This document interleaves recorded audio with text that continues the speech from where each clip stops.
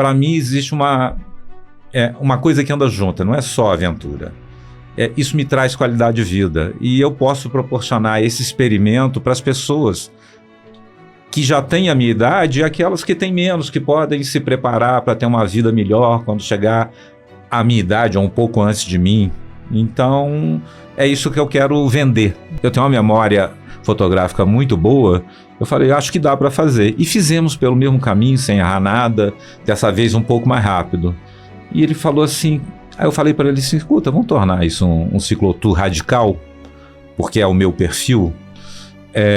E tornamos, aproveitando aquelas trilhas e tal. Hoje em dia eu faço ele frequentemente e dependendo do perfil do grupo, eu coloco ele um pouco mais radical, um pouco mais tranquilo. E aí você leva grupos para fazer? Levo grupos frequentemente. E eu gosto muito de pensar e ir para um determinado lugar que eu nunca tenha ido.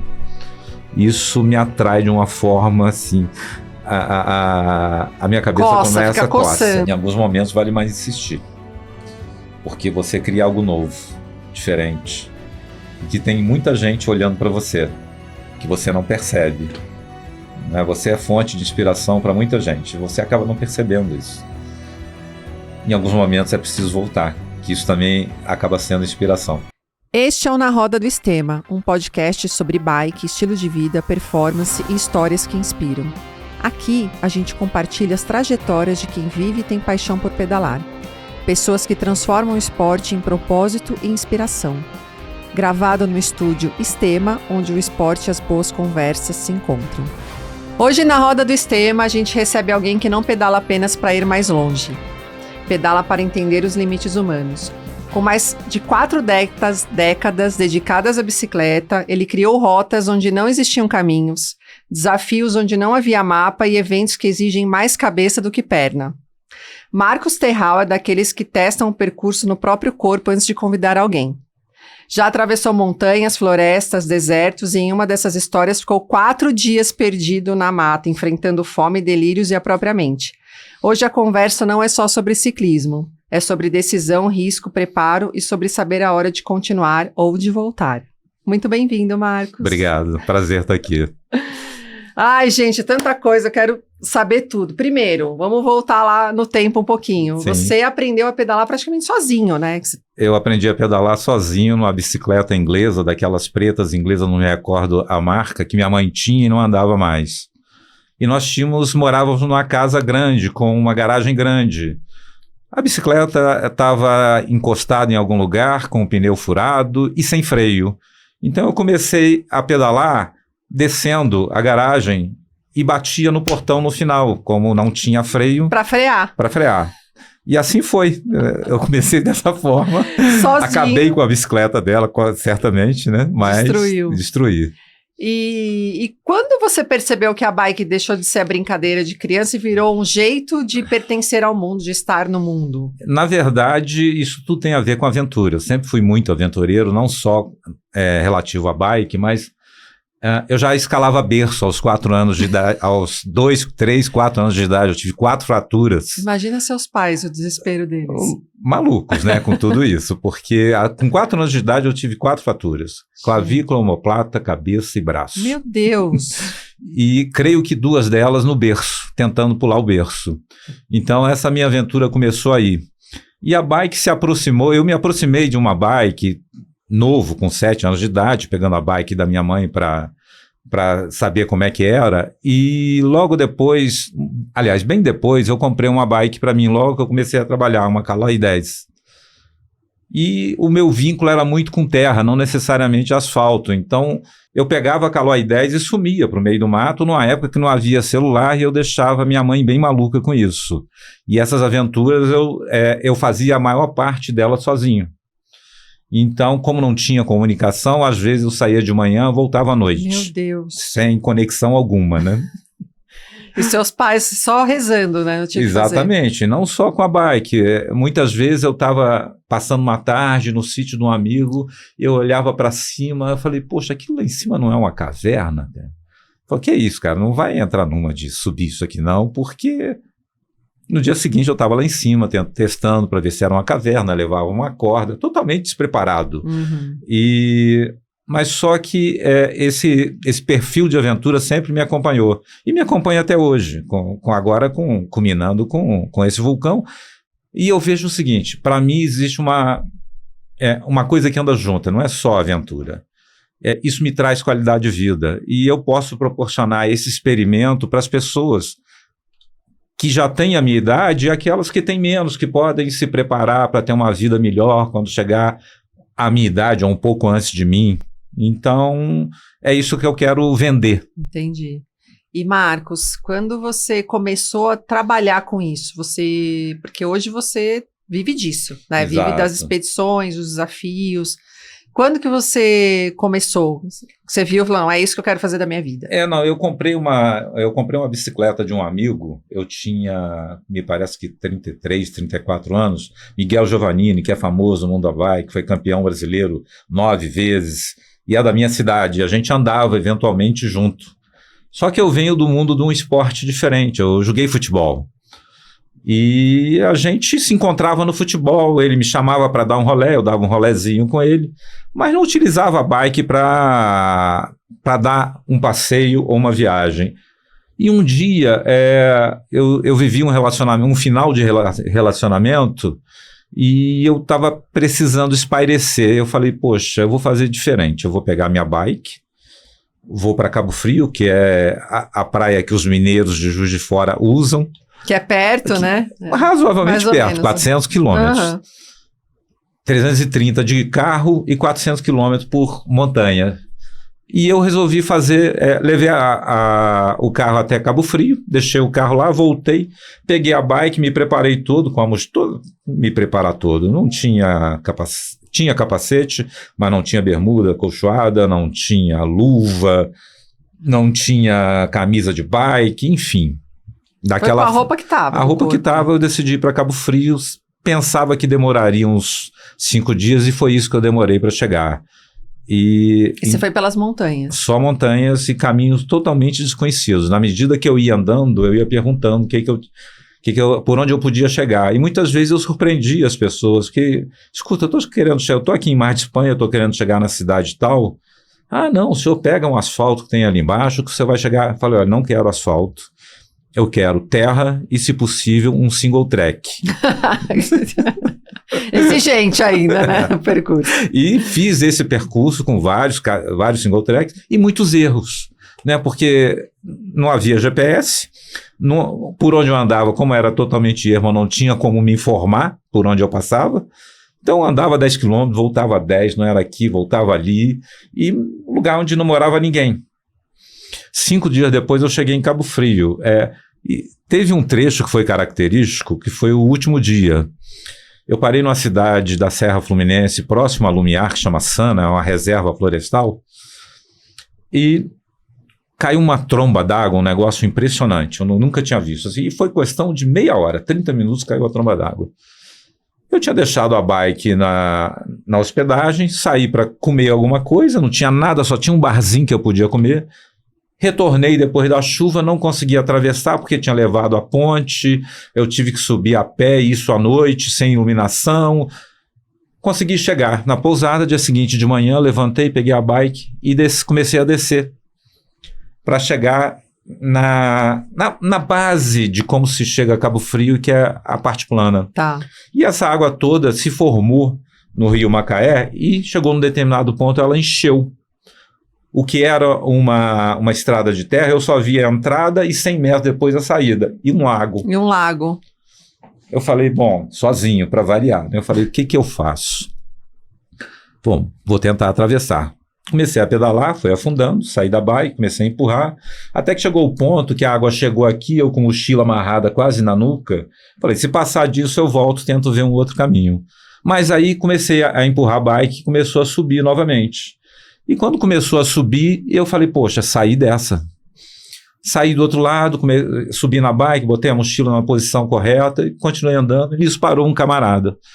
Falou, escuta, você passou dentro desse lago aí? Eu falei, passei. Pô, você é maluco, cara, tem jacaré aí. Meu Deus. Falei, agora não tem o menor problema, acabei de passar. Ainda bem que ele falou depois. Na verdade, não é que a região tinha jacaré, porque tinha um criadouro de jacaré e como a água subiu, eles entram. Eles escaparam do sítio.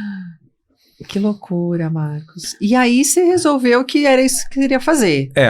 Nisso... Daí você começou a criar os desafios. 4 anos depois, um amigo me perguntou assim, escuta, aquela viagem que você fez para Cabo Frio, você não quer fazer comigo, não? Você se recorda? Eu falei, acho que sim. Eu tenho uma memória fotográfica muito boa. Eu falei, acho que dá para fazer. E fizemos pelo mesmo caminho, sem errar nada, dessa vez um pouco mais rápido. E ele falou assim, aí eu falei para ele assim, escuta, vamos tornar isso um ciclotour radical? Porque é o meu perfil, e tornamos, aproveitando aquelas trilhas e tal. Hoje em dia eu faço ele frequentemente e dependendo do perfil do grupo, eu coloco ele um pouco mais radical, um pouco mais tranquilo. E aí você leva grupos para fazer? Levo grupos frequentemente. Fiz a mesma coisa também com Paraty, saindo da minha cidade. Existem algumas coisas características que eu também fiz sozinho a primeira vez.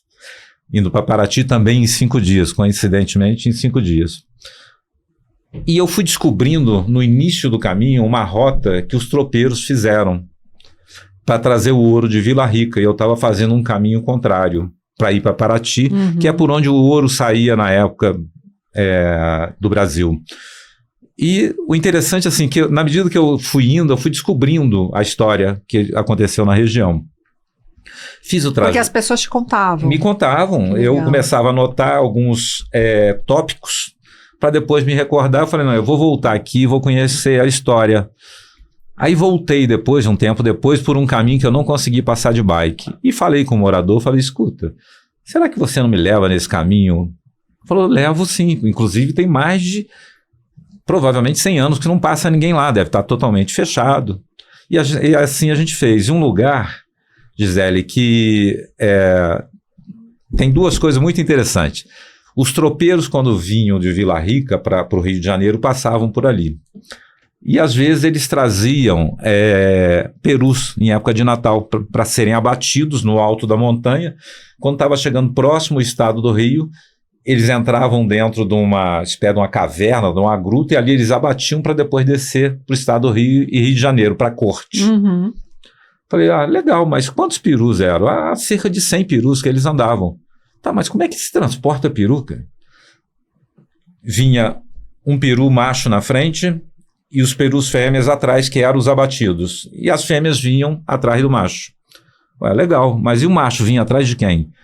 Vinha um camarada na frente imitando um peru macho e esse macho ia combater o cara da frente. É sério? Isso vindo de longe, cara. Então, que loucura! E esses lugares eu passo hoje para levar o pessoal para Paraty.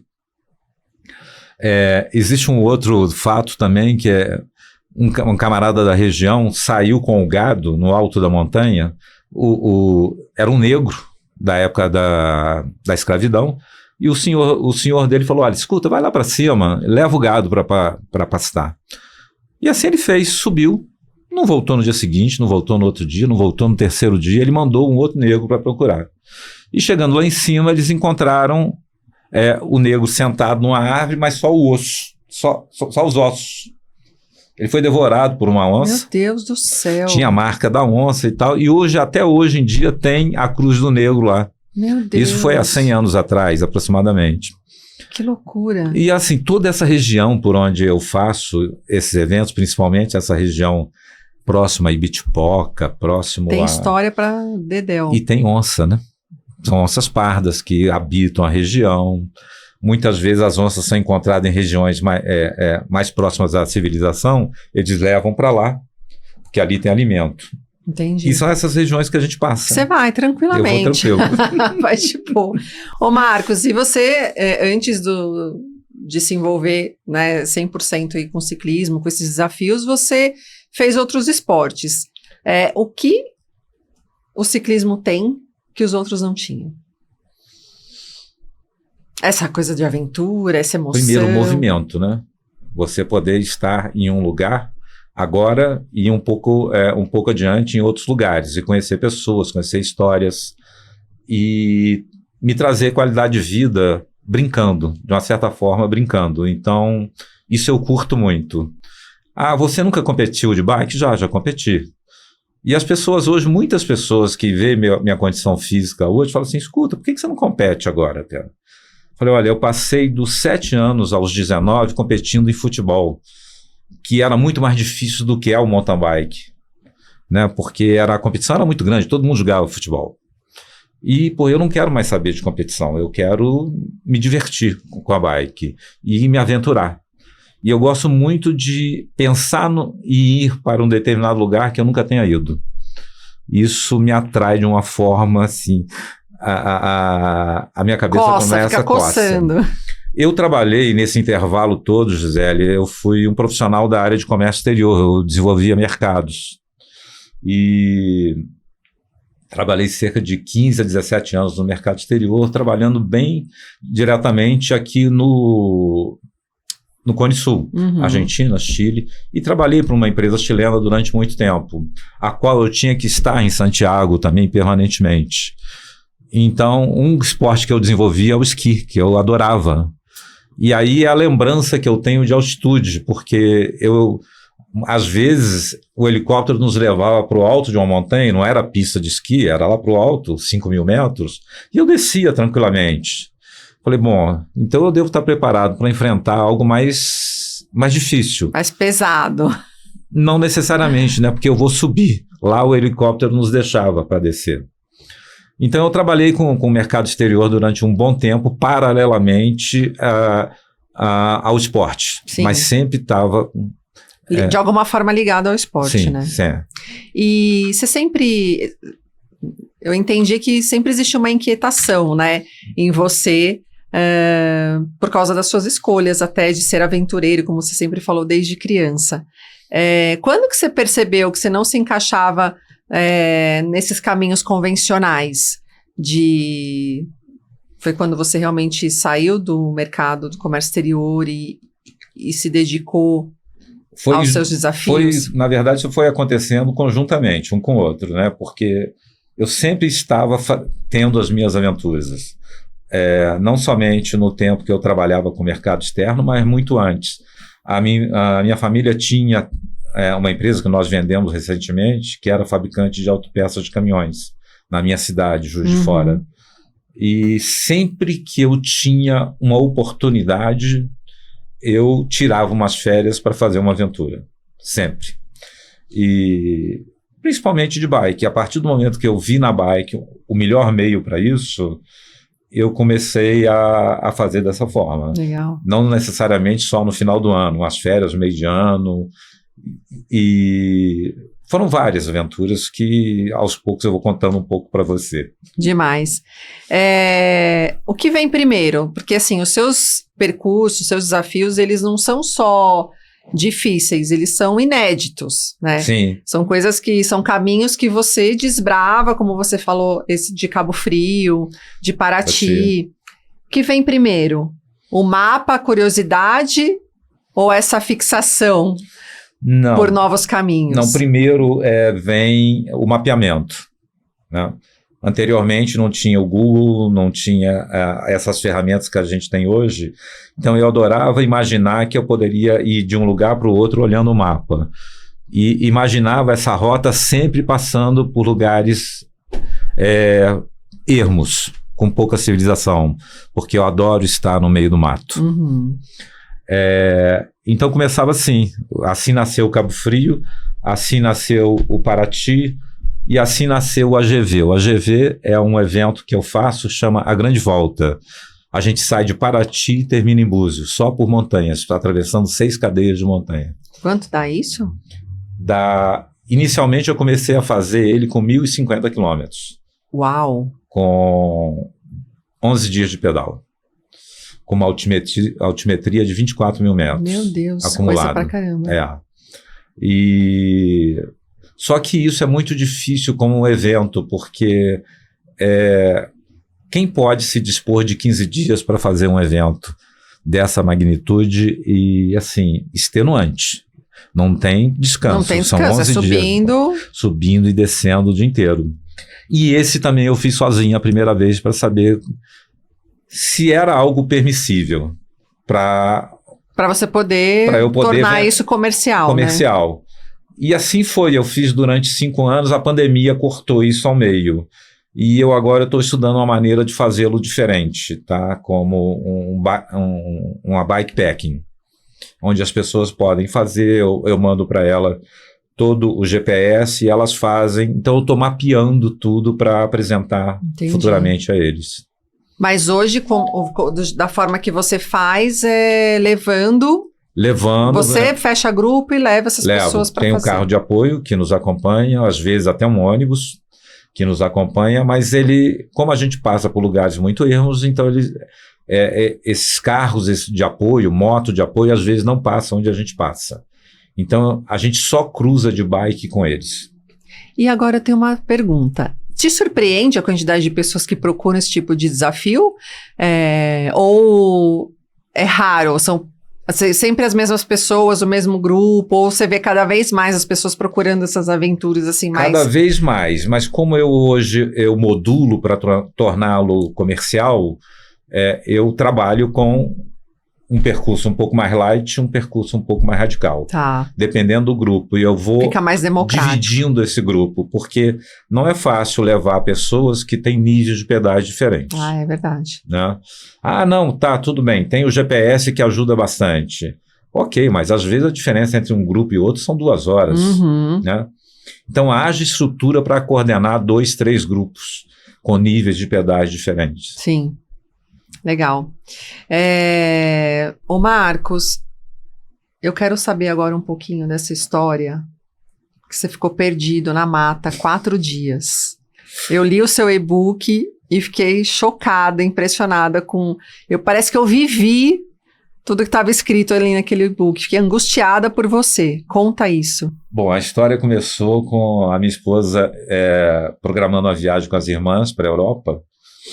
E durante o carnaval de 2022, pós-pandemia, né, a pandemia estava terminando. E eu chamei um amigo Celinho, o nome dele, até um campeão brasileiro de mountain bike. Eu falei, Celinho, vamos fazer um caminho diferente? Eu conheço parte dele e uma parte eu não conheço. Então, eram cerca de 300 quilômetros, nós deixamos o carro numa cidade chamada Bom Jardim de Minas. Que era da Estrada Real, né? Estrada Real. E também Rota da Transição também passa por ali, que é um caminho já desenvolvido, estruturado dentro da região. Só que os meus caminhos geralmente são bem diferentes, porque eu não gosto muito de ficar rodando só em estradões de terra. Eu gosto de single track, eu gosto de trilha. Eu falei, olha, mas eu já tinha feito parte dele por trilhas que eu havia conhecido até sozinho. Uhum. Aí fizemos assim no primeiro dia, fomos até uma cidade chamada Santa Rita do Jacutinga, linda, o lugar é muito bonito. Subimos depois uma seção de serras extremamente difíceis no segundo dia. Dormimos num lugar que chama Quintilianos, que é um lugar assim que deve ter umas 10 casas, não mais do que isso. E falei com ele, Celinho, agora nós vamos acordar, vamos fazer o seguinte, eu acho que falta só uns 30, 40 quilômetros para nós chegarmos de volta onde nós deixamos o carro. Mas só que eu não conheço, não sei se é isso mesmo. Então vamos deixar a maioria das coisas aqui na pousada, e como é pouca coisa, 30, 40, a gente vai chegar rapidamente. Foi o meu erro. Subimos um lugar que chama Igrejinha Senhor dos Passos, um lugar muito ermo, foi uma... E até então você não tinha informação nenhuma, você não tinha GPS, não tinha nada. Não tinha. Na verdade nós tínhamos o GPS, mas eu não tinha informação de que alguém tinha feito de bike. Tá. O trecho. Então você não tinha tinha um GPS a seguir. Né? E chegou num determinado ponto lá em cima, quando chegamos nessa igrejinha, que é uma igrejinha que foi construída por uma senhora escrava, neta de escrava de 50 anos, a gente não entendeu como é que poderia uma senhora de 50 anos que andava de muleta construir uma igreja num lugar tão difícil assim. Chegamos lá, um negócio impressionante. E ali a gente passou em frente à igrejinha, eu falei, ô Celinho, aqui para frente tem uma trilha que eu conheço, mas eu quero entrar aqui à esquerda, porque a gente vai ter que sair em Bom Jardim de Minas e fica à esquerda. Ok, vamos, ele topava tudo. E confia muito em você, sim, né, também. Ele faz sempre os eventos comigo, ele é mecânico famoso na minha cidade. e pedala muito também. E começamos a subir a montanha, e assim, só que as informações que nós tivemos ali naquele momento era de que era tranquilo. Tinha um rapaz lá de onde nós paramos na igrejinha, que estava lá, não, é só você seguir aqui, beirando essa montanha e tal. Eu falei, ok, fomos. Chegou um determinado ponto, começamos a empurrar bike, não dava mais para pedalar. Quando nós chegamos no cume da montanha, eu avistei a torre que servia como ponto de referência para nós chegarmos nessa em Bom Jardim. cidade. Aí, não te falei, Salinha? Ficou fácil agora, só basta, e não está tão distante, chegar até aquela só chegar antena. até lá. E na hora que nós começamos a descer essa montanha, ora em cima da bike, ora fora da bike, e assim, não tinha nem trilha de boi. Era um negócio bem difícil de descer. E apareceu uma mata na frente. E aí, Salinho, vamos encarar essa mata? A torre a gente continua vendo. Aí fomos entrando na mata, só que eu falei com ele assim, olha, vai circundando a mata pelo local que está aberto, eu vou por dentro. E a gente vai se falando, gritando, porque o celular não pegava mais. O GPS já tinha acabado, eu não conseguia nem ver mais mapa, o celular tinha acabado a bateria. E a gente começou a se falar gritando um com o outro. E começamos a entrar para o meio da mata, até que chegou num ponto, foi entardecendo, ele falou assim, ele gritou para mim, olha, Marcos, eu vou voltar. Salim, pode voltar que eu vou mais um pouco, daqui a pouco eu volto. E nisso fui embrenhando. Chegou num ponto... E você continuou? Eu continuei. Foi embora. Essa impetuosidade que me fez perder, porque se eu tivesse um pouquinho menos impetuosidade, eu voltaria. E aí que eu foi escurecendo, chegou um ponto, eu falei, e a mata era muito fechada, Gisele, a gente pensa numa mata, o quê? Árvores muito grandes, mas a parte de baixo geralmente aberta, que dá para andar no meio dos troncos e tal. Essa não dava, era cheia de espinho, então eu abri a mata com a mão assim, com os espinhos. Quando me acharam, eu estava com... 2 meses depois ainda tinha espinho no corpo. Meu Deus. Aí, chegou um determinado ponto, falei, vou ter que abandonar a bike, vou ter que dormir na mata. Eu gritava, ele não me ouvia mais. E eu também não o ouvia mais. Porque ele já tinha ido embora. Não, ele ainda estava lá. Ele dormiu lá, na beirada da mata. Ele estava me esperando. Como eu não voltei, ele retornou e fez um boletim de ocorrência lá em Quintilianos, onde a gente havia dormido. E aonde eu deixei isqueiro para emergência, para fazer fogo e tal. Que se eu tivesse um isqueiro... o helicóptero teria me achado, teve um helicóptero passando, mas enfim, o helicóptero eu te conto depois. E quando você percebeu que você ferrou, tô perdido? Já no primeiro dia, quando anoiteceu, porque aí eu falei, poxa, eu tenho que achar água. Já tinha abandonado a bike, a minha água já havia acabado, não tinha mais conexão nenhuma, nem com voz eu tinha mais. Encontrei, aí derrubei uma mata, um mato rasteiro, que eu não conseguia andar. Eu me julgava em cima do mato, ele cedia, eu andava, me julgava. Aí, de repente, eu abri uma clareira e eu vi uma água brotando do chão. Falei, opa, a água tem. Vou seguir essa água. E comecei a seguir a água, até que chegou na beirada de um precipício, assim, já formando uma cachoeira. E à noite, falei, bom, aqui eu vou dormir. E é uma região de onça. É uma região de cobra, muita, tem cascavel, tem jararaca, muito. Não te deu um pânico, assim, de... Não. Não? Não tive pânico. Foi muito instinto de sobrevivência mesmo, né? Tinha um instinto de sobrevivência muito grande e eu estava tranquilo, porque eu já tinha passado por situações parecidas, quase idênticas, porque já havia perdido uma mata por um dia, mas consegui retornar nesse mesmo dia. Aí na hora que eu olhei para baixo, vi aquele monte de água, eu falei, poxa, eu vou dormir aqui. Falei, tem que dormir encostado numa pedra, porque se tiver onça, eu não vou perceber que ela está próxima. Ela está me vendo, eu não vejo ela. Aí dormi encostado numa pedra, ao lado de uma árvore, descendo um cipó, que eu me amarrei no cipó, porque se eu levantasse à noite por um susto, alguma coisa, poderia cair lá embaixo. Ok, no dia seguinte levantei, não houve nada, estava tudo tranquilo. Falei, e agora? O que eu faço? Não dá para descer, realmente não dava. Aí entrei por uma outra mata, à esquerda, passei o dia inteiro andando nessa mata. No finalzinho da tarde, eu encontrei um outro córrego, com água limpa e rasinho. E andando, sei lá, pelas 3, 4 horas da tarde, andando no córrego assim, eu avistei um garoto. Isso eu já estava sem comer já pelo segundo dia. Eu avistei um garoto brincando num galho dentro do córrego. Eu fui devagar, chegando perto dele. Quando eu estava assim, uns 20 metros dele, ele olhou para trás, se esgueirou para meio do mato, por uma trilha. Falei, eu não vou correr atrás dele mesmo porque... Não tô conseguindo. Minha força já está indo embora. Não tô conseguindo. Andei atrás desse garoto por mais de 1 hora. Não vi garoto, não vi pai, não vi mãe, não vi comida, eu estava imaginando que eu ia encontrar isso tudo, né? Alucinações. Dizem que esse garoto me tirou de alguma roubada, um xamã, alguma coisa assim, alguma roubada que eu poderia ir seguindo esse riacho. Nesse dia à noite, eu dormi. Quando eu cheguei num ponto que eu falei, não, aqui eu vou ter que parar, caiu uma chuva torrencial de 2 horas de noite. Eu não sabia se eu podia sentar, se eu tinha que ficar em pé. E comecei a ter visões do pai, da mãe do garoto, comecei a conversar. Isso era uma coisa bem nítida que eu tinha. Ou que a minha cabeça criou, ou que a circunstância criou. Eu passei a noite assim, entre acordar, dormir, conversar, sozinho. Porque as imagens não falavam comigo. Dia seguinte de manhã, já muito cansado, eu resolvi seguir por esse caminho desse riacho. Encontrei aquele riacho original lá em cima, que descia da cachoeira, e continuei descendo. Isso então já era o 3º dia. Nesse 3º dia, eu comecei a ouvir o helicóptero passando. Você já sabia que estavam a sua Só que eu estava procura. dentro de um canyon, e cercado de árvore em cima, não tinha como fazer fogo, não tinha o isqueiro que eu tinha deixado na pousada, ficou.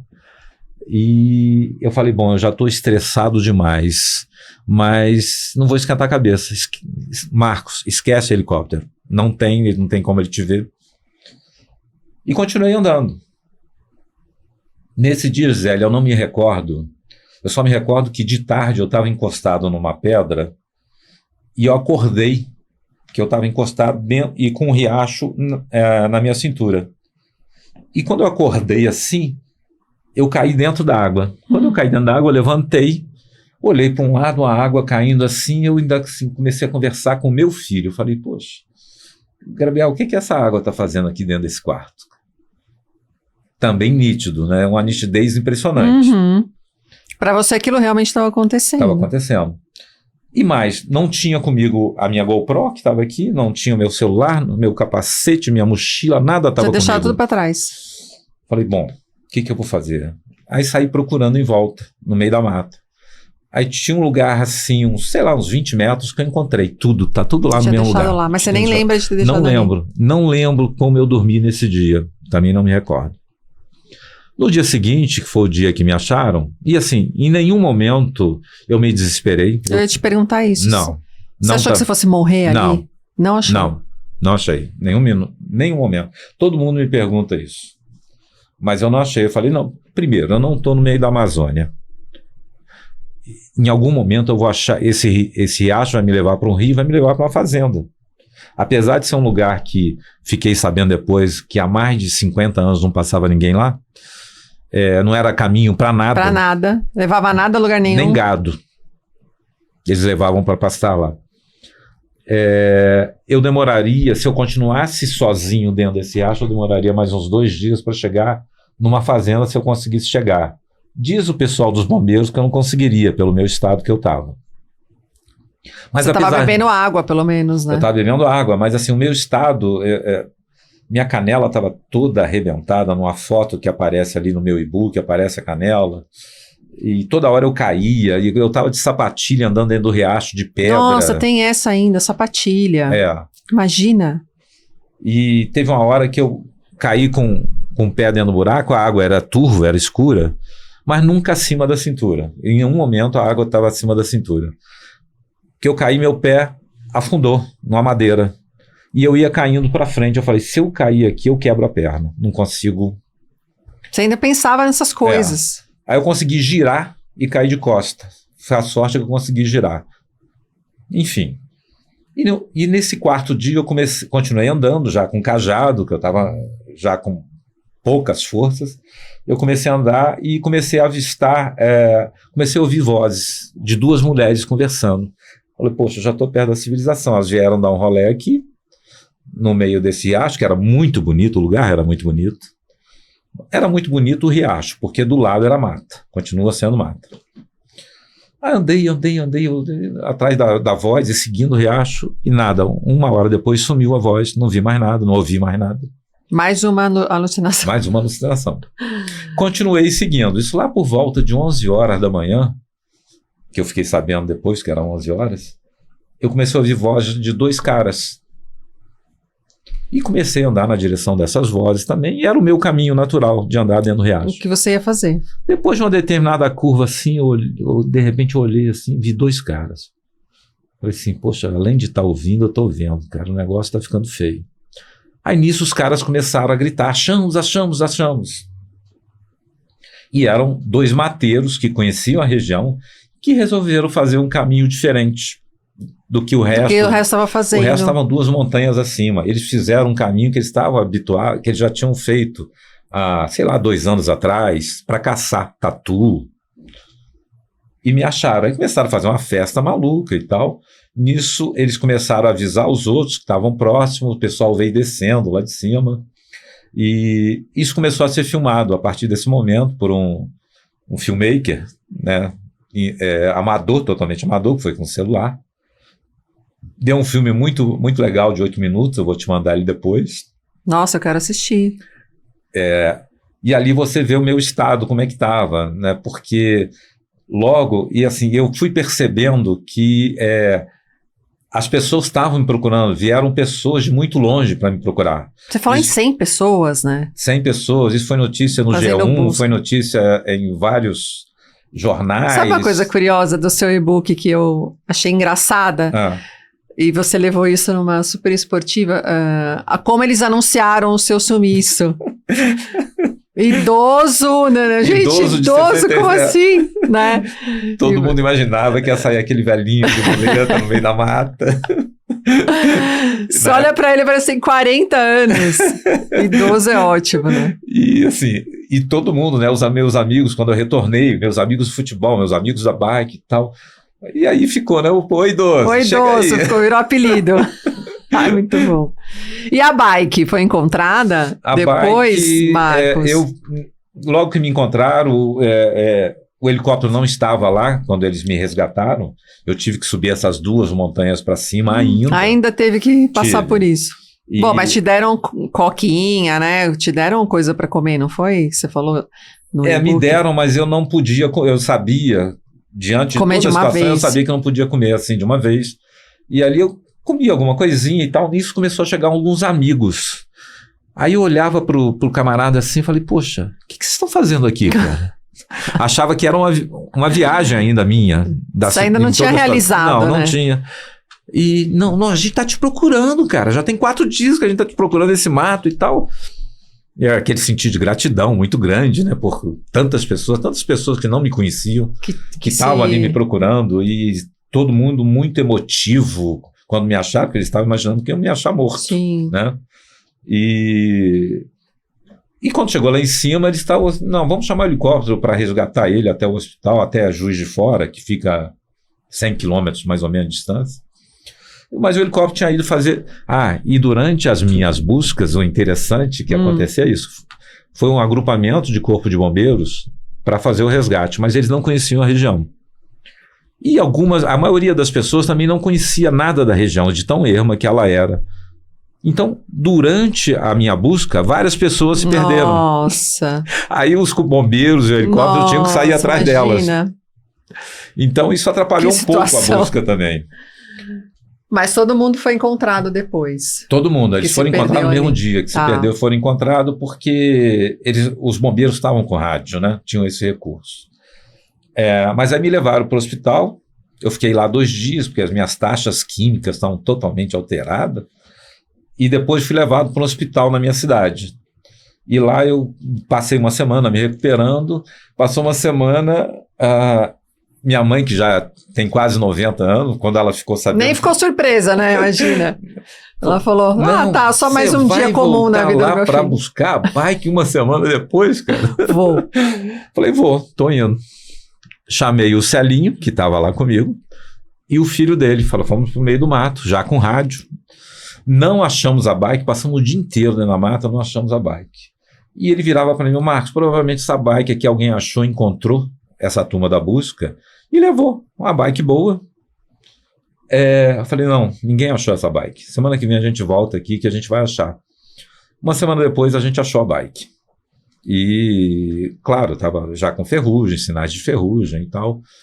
E já voltei lá várias vezes. Eu ia te perguntar, você fez esse percurso Não, o percurso de novo? Não, o percurso onde eu me perdi, eu cheguei a chegar até o ponto onde eu me perdi, a cachoeira, mas não entrei nele.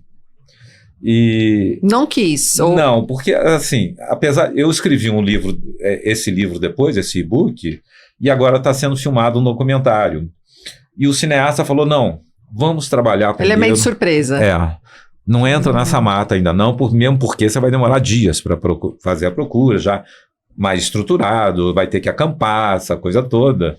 Vamos fazer, contar essa história da maneira como ela aconteceu. Nossa, tô louca para ver esse filme já. A gente está na parte, está roteirizando, né? E a gente termina o roteiro agora, provavelmente vai acabar as chuvas de março, porque a gente não pode ir lá filmar agora. E então a gente vai apresentar para os canais de streaming. Legal. Né? Porque eles é que mandam na história hoje, né? Que bacana.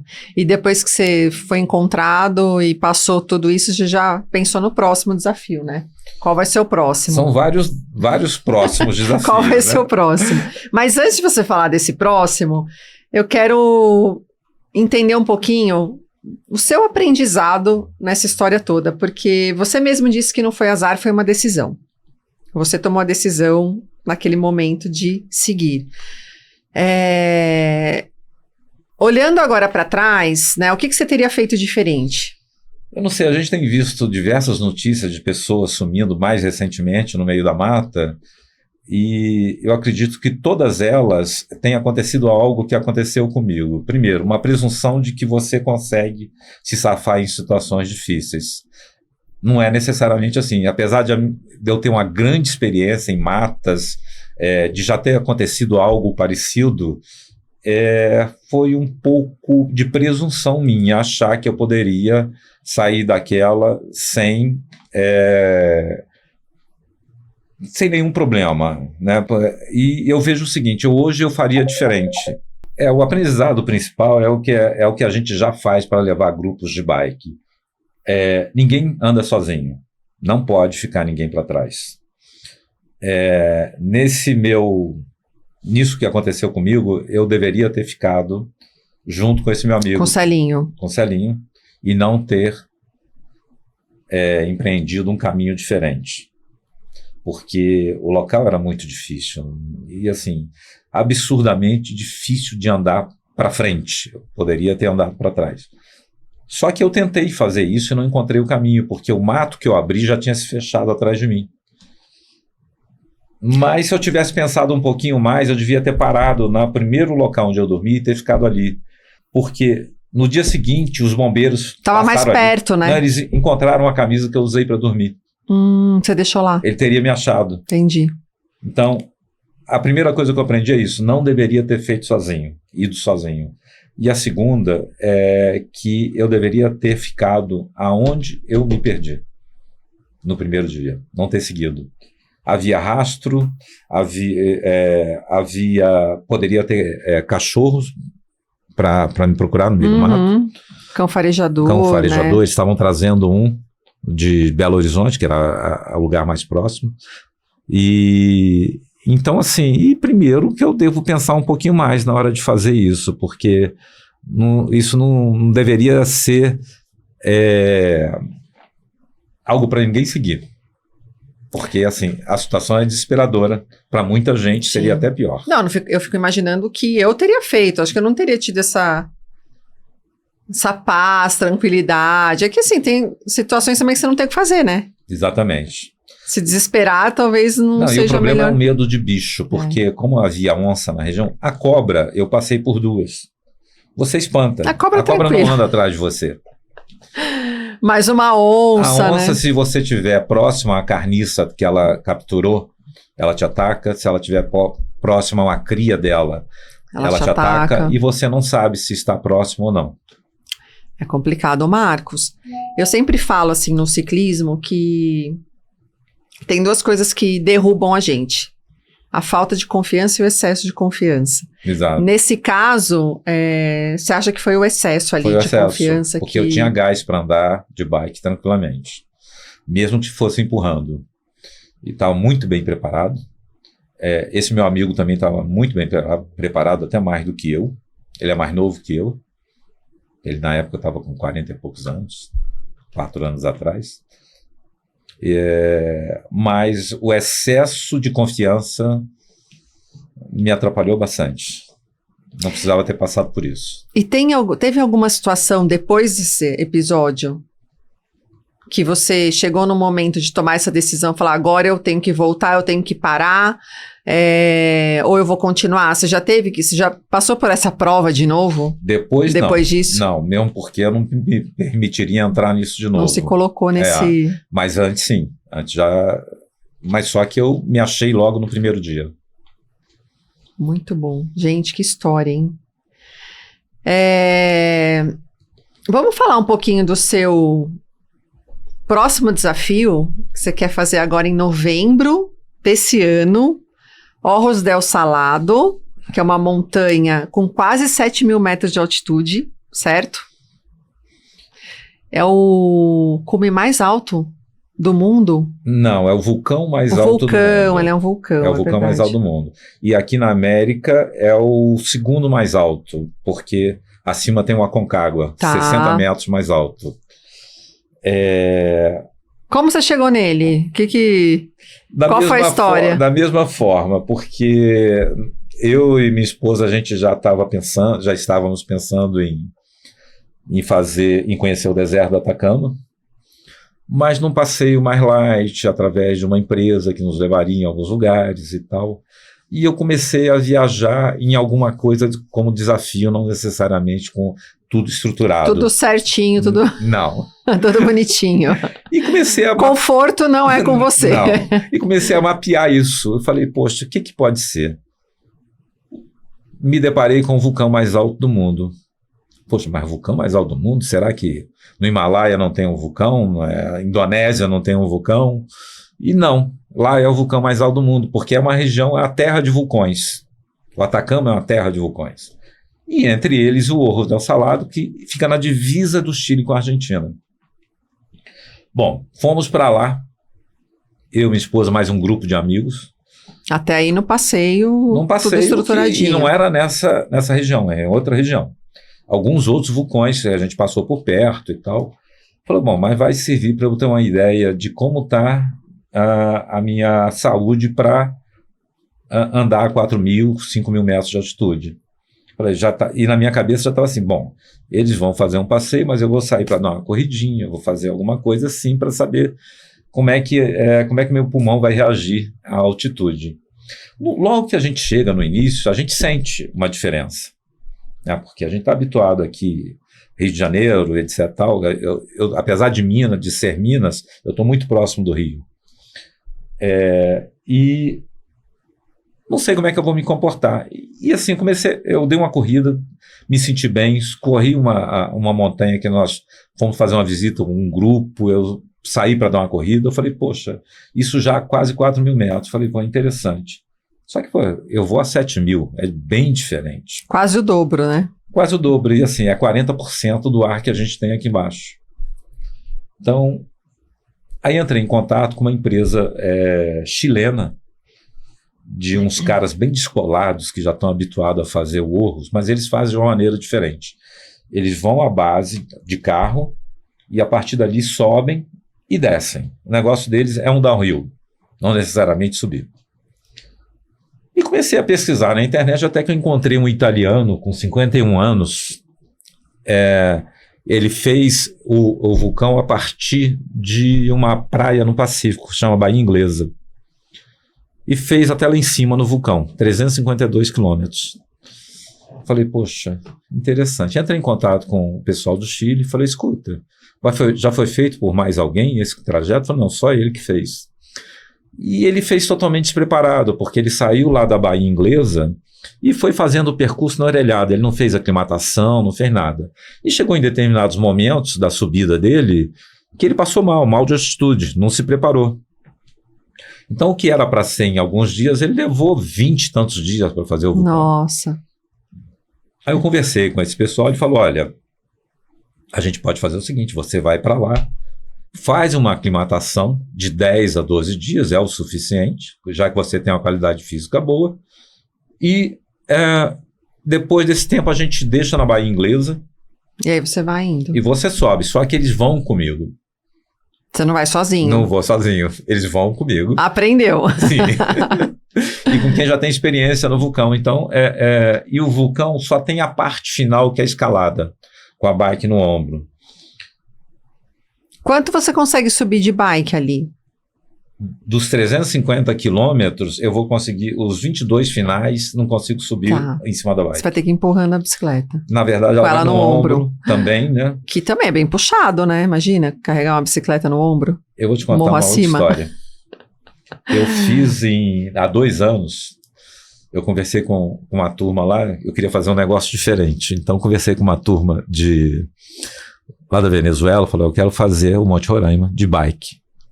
Pode. Falei, olha, a princípio não, porque o exército aqui comanda isso aqui e tal, e eles não deixam. Falei, mas será que vocês não conseguem uma autorização? Falei, vamos tentar. E olha, conseguimos, dá para fazer sim.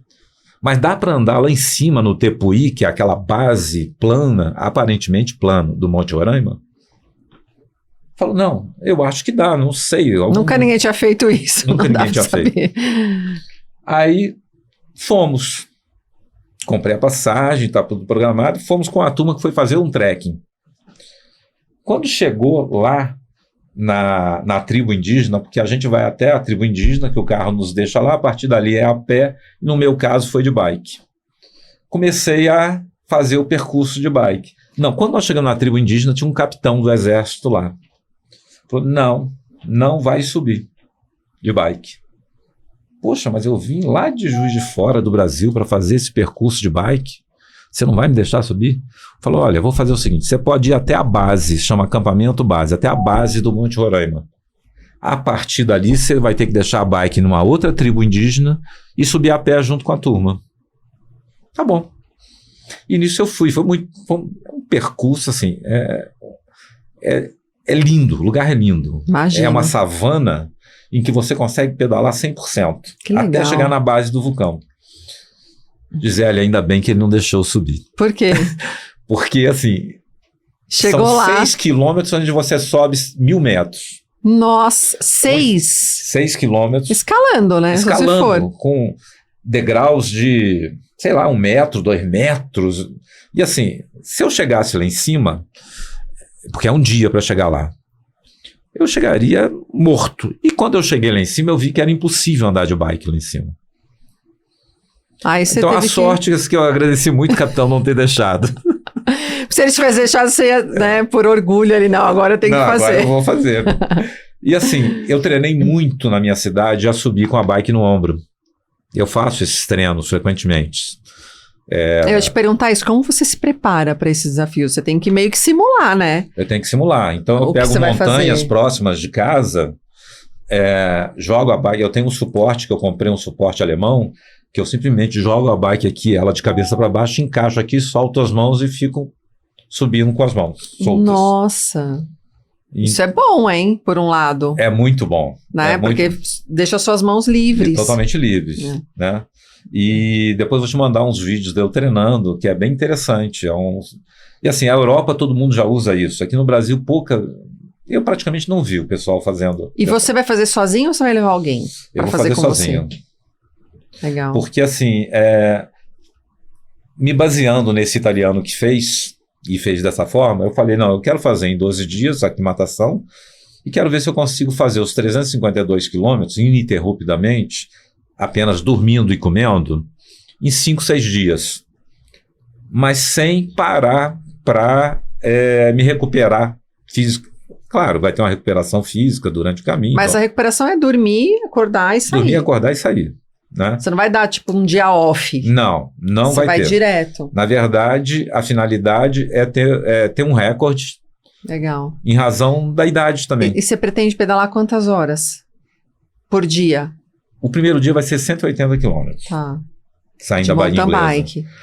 É bastante. Aí eu vou usar uma bike gravel Tá, você vai usar uma... para esse tá, percurso. legal. Primeiro e segundo dia a bike gravel. Ah, então você vai ter que usar mais de um tipo de bike. Dois tipos, a gravel e a mountain bike. E como eu desço bem, eu quero descer o vulcão também. A parte que eu vou subir com a bike nas costas, eu quero descer em cima dela. Entendi. Que Entendeu? legal. E o que falta para você fazer esse desafio? Já tá tudo certo? Não, já tá tudo, já fiz. Na verdade, eu estou agora correndo atrás de patrocinadores, Legal. porque assim, eu vou ter um curso de 100, 120 mil reais para fazer tudo. Só que eu vou trazer um recorde mundial se eu conseguir fazer em razão da idade também, né? Eu vou estar com 69 anos, já perto de 70. E isso vai trazer uma visibilidade não só para mim, mas como para todo mundo. E essa visibilidade vai ser revertida para as pessoas que pensam não em subir vulcão, em criar um desafio, em fazer uma aventura, em ter um pouquinho de qualidade de vida. Essa é uma finalidade maior também que vem junto, né? Que legal. Olha aí, marcas, quem tiver interessado em patrocinar o Marcos nessa aventura dele, Por favor. procurem. Muito bom. Vamos falar um pouquinho, vou fazer um giro rápido com você, tá? Sim. Pergunta e resposta rápida. Um erro que te ensinou mais do que qualquer acerto.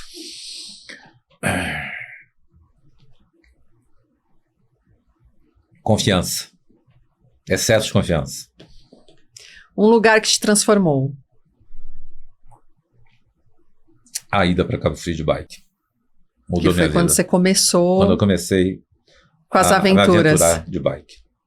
O medo que ainda existe. De chegar ao ponto, né, de eu não conseguir mais andar de bike. Eu também tenho esse medo, sabia? É.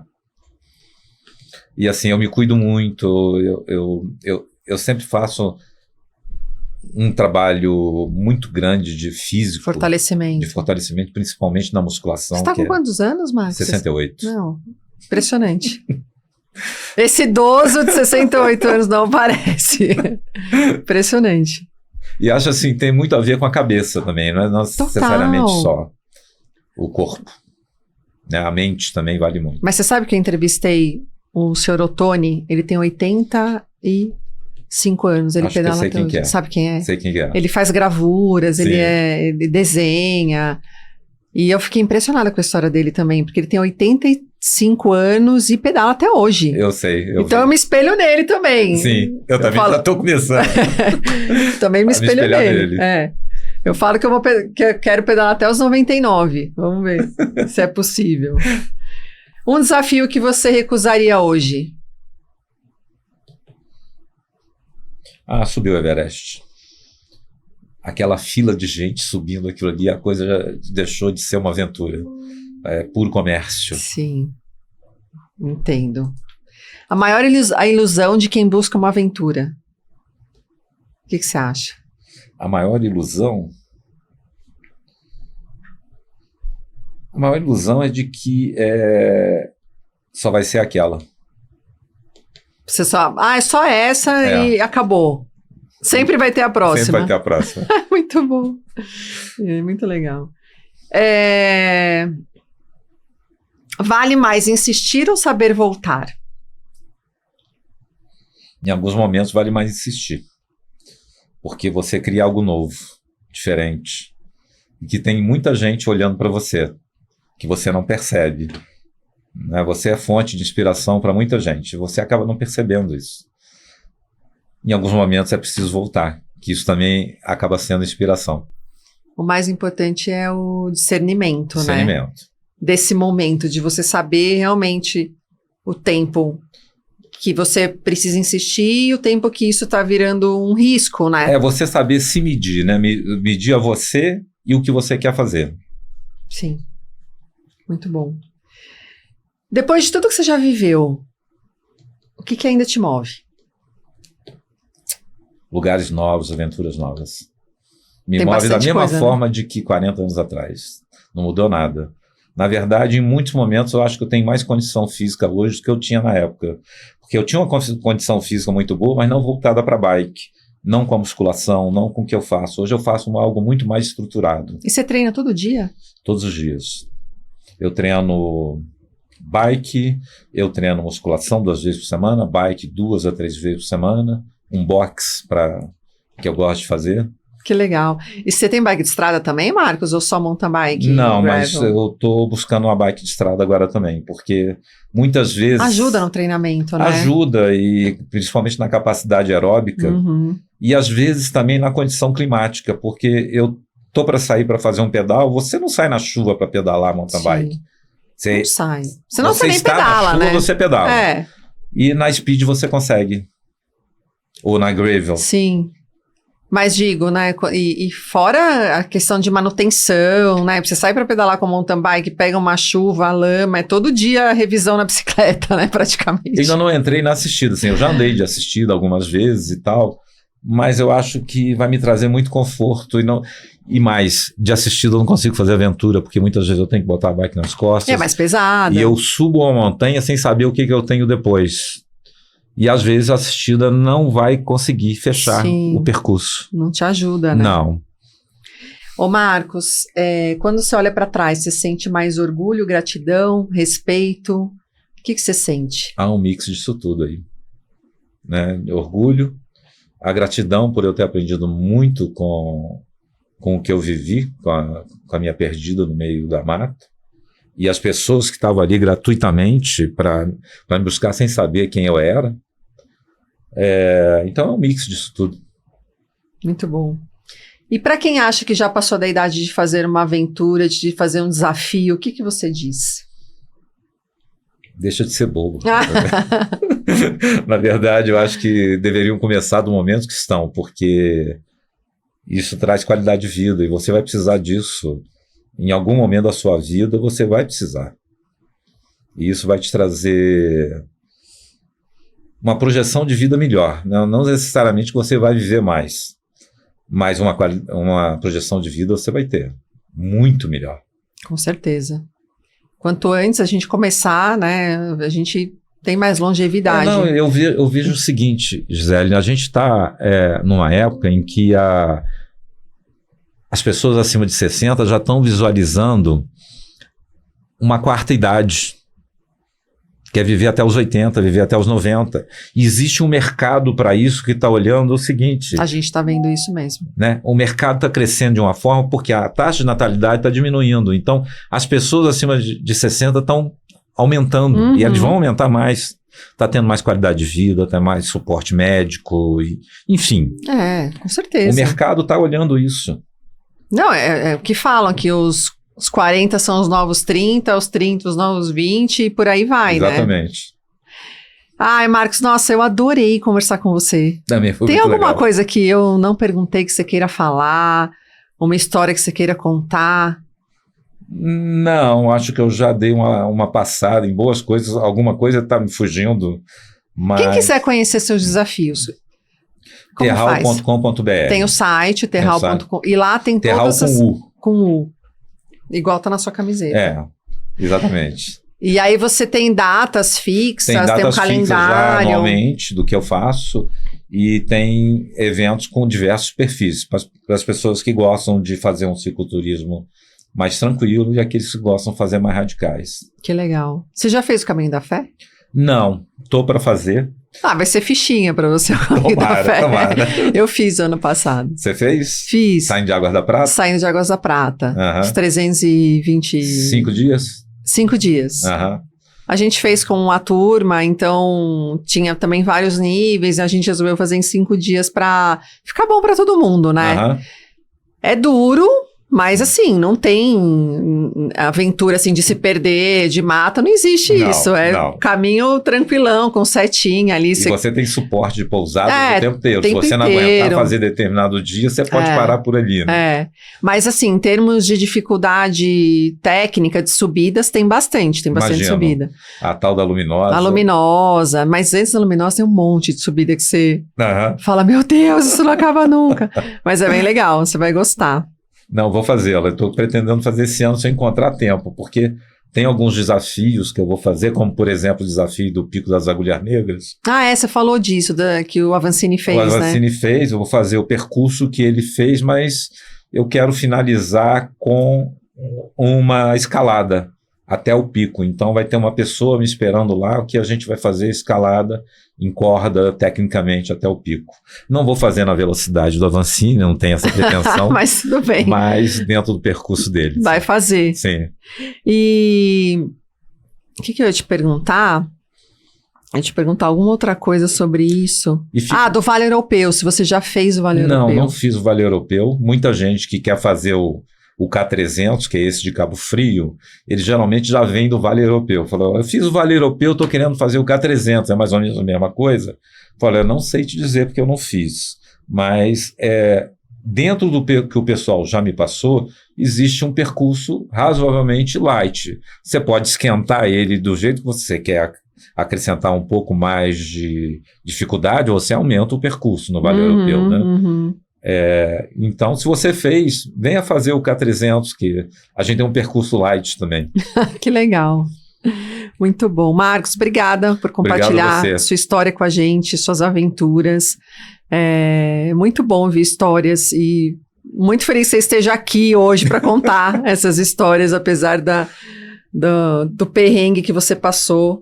E esse bate-papo, ele mostra que o verdadeiro desafio não é a montanha, né? É a decisão que a gente toma todos os dias diante dela. É verdade, então, é você mesmo. Muito feliz de te receber. Igualmente, obrigado. Venha com mais histórias, mais vezes. E quem quiser te encontrar, rede social, YouTube, como que te encontra? Marcos Terral, Marcos com U, no Instagram. No YouTube é Marcos Terral também, onde ali tem algumas imagens, inclusive tem a imagem desse resgate que eles fizeram, tá dentro do YouTube. Me manda o videozinho que vai ficar na introdução do seu episódio, no corte. Vou te mandar daqui a pouquinho. E YouTube não? YouTube é isso, tá? É Marcos Terral também. E Instagram, que são as redes, e terral.com.br, onde eu tenho os meus desafios pessoais e alguns eventos de cicloturismo. Legal. Bastante interessante. E muito em breve o filme dele da história que ele ficou perdido na mata 4 dias. Exato. A gente está numa fase em que a gente está filmando o roteiro, está roteirizando, para então partir para a história toda. E você mesmo vai ser o ator principal? Não. Não? Não. Eu não tenho essa capacidade dramática, não. Vocês vão pegar um ator mesmo. Vamos pegar um ator. Que legal. Fazer. Boa sorte, sucesso. Obrigado. E muito sucesso nesse seu novo desafio do vulcão. Espero que você consiga fazer, que dê tudo certo. Já tem um outro na fita. Em Qual? 2027 eu vou fazer um vulcão no Havaí, chama Mauna Kea. Tá. A 4.600 metros a partir do... depois dos 7.000, os 4.000 vai ser, né, mais tranquilo. Verdade. Eu vou procurar outros desafios tão bons quanto. Muito bom. Obrigada, Marcos. Obrigado a você. Valeu, galera. Até o próximo Na Roda do Estema.